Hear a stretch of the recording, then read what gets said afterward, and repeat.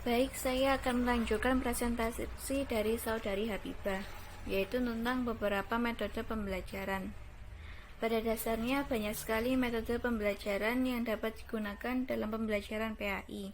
Namun, hanya ada beberapa metode pembelajaran yang paling populer dan sering digunakan oleh tenaga pendidikan atau guru. Metode pembelajaran yang paling populer dan sering digunakan oleh guru yaitu ceramah.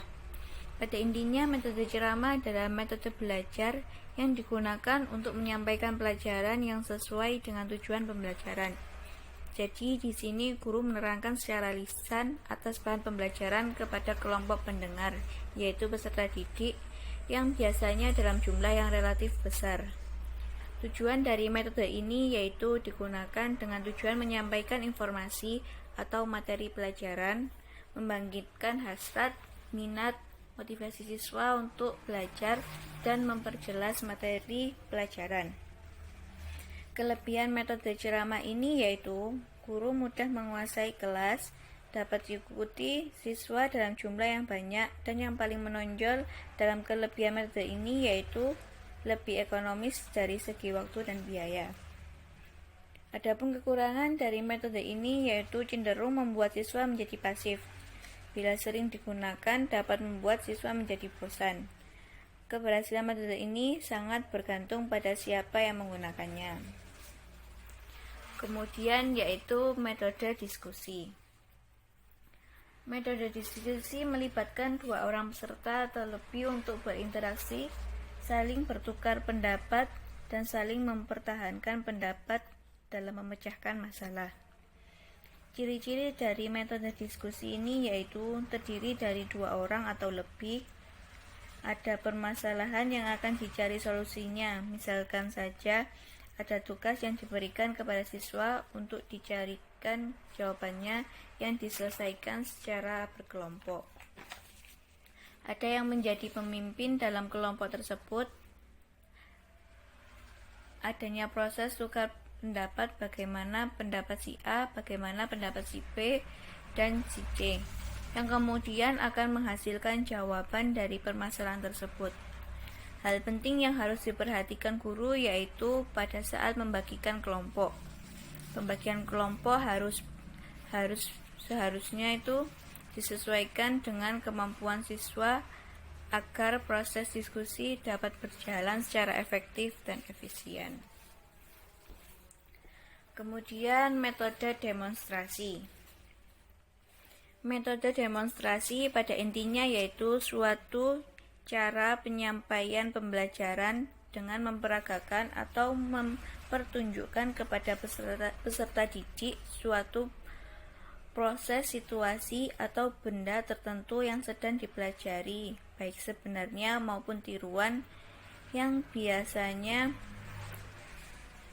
guru menjelaskan secara lisan kepada peserta didik. Metode demonstrasi ini bertujuan agar peserta didik mampu memahami tentang cara mengatur atau menyusun sesuatu, dan juga bertujuan agar peserta didik dapat menyaksikan kinerjanya suatu alat, bisa juga menyaksikan konsep tertentu dalam suatu teori. Dengan demikian, peserta didik akan mengerti mengenai kebenaran dari suatu teori dalam bentuk praktek. Misalnya, guru mendemonstrasikan teori tentang sholat berjamaah kepada peserta didik agar peserta didik tidak hanya mengerti akan suatu teori tersebut, namun bisa juga mempraktekannya dengan baik dan benar setelah menyaksikan demonstrasi dari guru. Kemudian yaitu metode resitasi. Adalah suatu metode pengajaran dengan menghaluskan siswa membuat resum dengan kalimat sendiri. Dalam bahasan materi PAI, hal tersebut bisa berupa resensi buku atau makalah dalam Basul Masail, dan metode ini juga bisa dikombinasikan dengan metode diskusi yang mengasihkan. Kelebihan metode resitasi ini adalah yang pertama yaitu pengetahuan yang diperoleh peserta didik dari hasil belajar sendiri akan dapat diingat lebih lama. Yang kedua, peserta didik memiliki peluang untuk meningkatkan keberanian, inisiatif, bertanggung jawab, dan mandiri. Adapun kelemahan dari metode resitasi ini adalah yang pertama, yaitu kadangkala peserta didik melakukan penipuan, yakni peserta didik hanya meniru hasil pekerjaan orang lain tanpa mau bersusah payah mengerjakan sendiri. Yang kedua, kadangkala tugas dikerjakan oleh orang lain tanpa pengawasan. Dan yang ketiga, yaitu sukar memberikan tugas yang memenuhi perbedaan individual. Selanjutnya yaitu metode eksperimental. Metode eksperimental merupakan cara pengelolaan pembelajaran di mana siswa melakukan aktivitas percobaan dengan mengalami dan membuktikan sendiri sesuatu yang dipelajari. Dalam metode ini, siswa diberi kesempatan untuk mengalami sendiri atau melakukan sendiri dengan mengikuti suatu proses, mengamati suatu objek, menganalisis, membuktikan dan menarik kesimpulan sendiri tentang objek yang dipelajari. Seperti dalam materi bahasan fikih yang membutuhkan praktek. Metode ini dapat menjadi alternatif pilihan seperti saat mencoba manasik haji hingga mencoba memakai kain ihram yang dililitkan tanpa jahitan itu.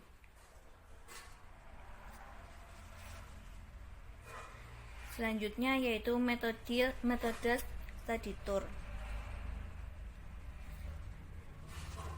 Metode ini metode mengajar yang dengan mengajak peserta didik mengunjungi suatu objek guna memperluas pengetahuan, dan selanjutnya peserta didik membuat laporan dan mendiskusikan serta membukukan hasil kunjungan tersebut dengan didampingi oleh pendidik. Praktek metode ini dapat berupa kunjungan ke tempat-tempat bersejarah di Tanah Suci, mendatangi langsung Ka'bah dan areal jamarat, misalnya akan menimbulkan kesan yang mendalam bagi yang mengalaminya. Atau yang paling sederhana ya seperti mendatangi pasar untuk mengetahui praktek jual beli dalam materi bahasan fikih. Dalam praktek lanjutannya bisa dikembangkan dalam bentuk pendekatan CTL atau Contextual Teaching and Learning. Selanjutnya yaitu metode latihan keterampilan. Metode ini bisa juga disebut dengan drill method, adalah suatu metode mengajar dengan memberikan pelatihan keterampilan secara berulang kepada peserta didik dan mengajaknya langsung ke tempat latihan keterampilan untuk melihat proses tujuan, fungsi, kegunaan, dan manfaat sesuatu. Metode latihan keterampilan ini bertujuan membentuk kebiasaan atau pola yang otomatis pada peserta didik, semisal latihan menyamak kulit binatang, mengkafani mayat, atau praktek keterampilan lainnya. Selanjutnya yaitu metode pengajaran bergu. Merupakan suatu metode mengajar di mana pendidiknya lebih dari satu orang yang masing-masing mempunyai tugas. Biasanya salah seorang pendidik ditunjuk sebagai koordinator. Cara pengujiannya, setiap pendidik membuat soal kemudian digabung. Jika ujian lisan, maka setiap siswa yang diuji harus langsung berhadapan dengan tim pendidik tersebut, atau pada saat kegiatan tadabbur alam dalam bentuk permainan kelompok yang bertujuan meningkatkan keimanan dan kedekatan dengan Allah dengan cara mensyukuri ciptaannya.